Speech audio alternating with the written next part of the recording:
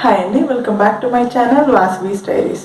So ఇవాళ వీడియోలో మనం హాట్ చాక్లెట్ ఎలా చేసుకోవాలో చూద్దాం. చాలా ఈజీగా ఓన్లీ 3 ఇంగ్రీడియంట్స్ ఎలా చేసుకోవాలో చూద్దాం. సో అందరిలో మనకి డార్క్ చాక్లెట్ అనేది ఉండకపోవచ్చు. సో నేను ఓన్లీ కోకో పౌడర్ యూస్ చేసి ఎట్లా చేయాలో ఇప్పుడు ఇవాళ చూద్దాం. ఇది నేను వచ్చేసి ఈ కోకో పౌడర్ తీసుకున్నాను. సో మనకు ఓన్లీ 3 ఇంగ్రీడియంట్స్ అంటే నేను మిల్క్ వచ్చేసి ఫుల్ క్రీమ్ పాలు తీసుకున్నాను, మిల్క్ అండ్ అలాగే కోకో పౌడర్ అండ్ అలాగే షుగర్ తీసుకున్నాను. మీకు కావాలనుకుంటే అంటే కొంతమందికి ఆ పాలు వాసన నచ్చదు కదా, వాళ్ళు వెనిలా ఎక్స్ట్రాక్ట్ కూడా వేసుకోవచ్చు. సో ఇప్పుడు మనం వీడియోలోకి వెళ్ళిపోదాం. వీడియోలోకి వెళ్ళబోయే ముందు మన ఛానల్ ఫస్ట్ టైం చూస్తుంటే తప్పకుండా సబ్స్క్రైబ్ చేసుకోండి అండ్ పక్కనే ఉన్న బెల్ ఐకాన్ క్లిక్ చేస్తే నేను వీడియో పెట్టగానే మీకు నోటిఫికేషన్ వస్తుంది. సో ఇప్పుడు మనం వీడియోలోకి వెళ్ళిపోదాం. నేను ఇక్కడ 2 కప్స్ పాలు తీసుకున్నానండి. 2 కప్స్ అంటే 2 టీ కప్స్ తీసుకున్నాను. అంటే మనం టీ కప్స్లో తాగుతాం కదా, ఆ tea cups around 350 to 400 ml వరకు పాలు తీసుకున్నాను. దానిలోకి ఒక 1/4 కప్ వరకు కోకో పౌడర్ తీసుకున్నాను. ఇందాక నేను మీకు చూపించాను కదా, ఆ వింగ్ ఫ్లేన్ కోకో పౌడర్ తీసుకున్నాను. దాన్ని ఇంకా లంప్స్ లేకుండా బాగా స్టిర్ చేసుకోవాలి, మొత్తం కలిసిపోయేలాగా పాలలోనే. ఇదంతా సిమ్లో పెట్టుకోవాలి, లేకపోతే కోకో పౌడర్ అదంతా కొంచెం గట్టిగా అయిపోతుంది. సో సిమ్లో పెట్టుకుని బాగా తిప్పుకోవాలి. ఇది పాలు కొంచెం వేడిగా అయిన తర్వాత స్టార్ట్ చేయాలి ప్రాసెస్. అంటే మరీ చల్లగా ఉన్నప్పుడు అంతేం అంటే ఇలా నురుగులు వచ్చి మనకు పాలు కూడా కొంచెం ఎక్స్పాండ్ అవుతాయి. సో ఇలా బాగా తిప్పేసుకున్న తర్వాత మీ టేస్ట్ తగ్గట్టు షుగర్ వేసుకోండి. నేను ఇక్కడ వచ్చేసి ఒక 2 స్పూన్ షుగర్ వేసుకున్నాను.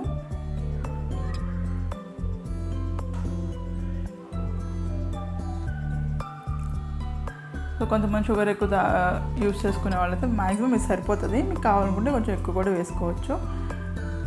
ఇది మామూలుగా మనం డార్క్ చాక్లెట్ సిరప్ వీటితో కూడా చేసుకోవచ్చు. బట్ మనకు అవేమీ లేకుండా ఓన్లీ కోకో పౌడర్ ఇంట్లో ఉంటే సింపుల్గా ఎట్లా చేసుకోవాలో చూపిస్తున్నాను. ఇది చాలా సింపుల్గా అయిపోతుందండి, జస్ట్ ఒక 10 minutesలో.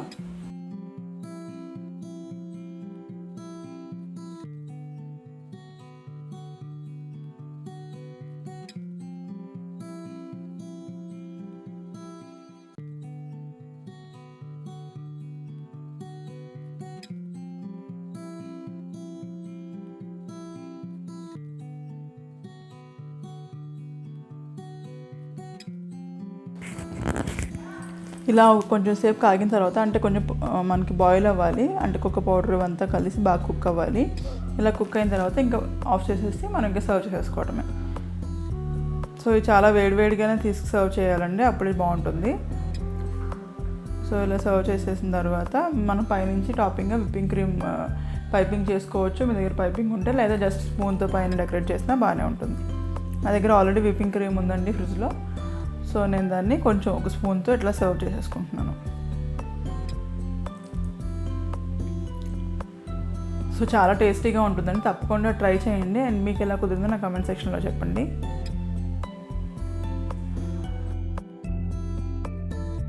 సో చూసారు కదా, సూపర్ ఎమ్మీ హాట్ చాక్లెట్ మన ఇంట్లోనే ఎట్లా తయారు చేసుకోవాలో తప్పకుండా ట్రై చేయండి. అండ్ అలాగే మీకు ఎలా కుదిరిందో కామెంట్ సెక్షన్లో చెప్పండి.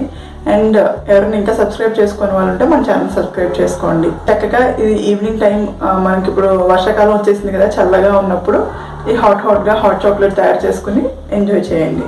Thank you.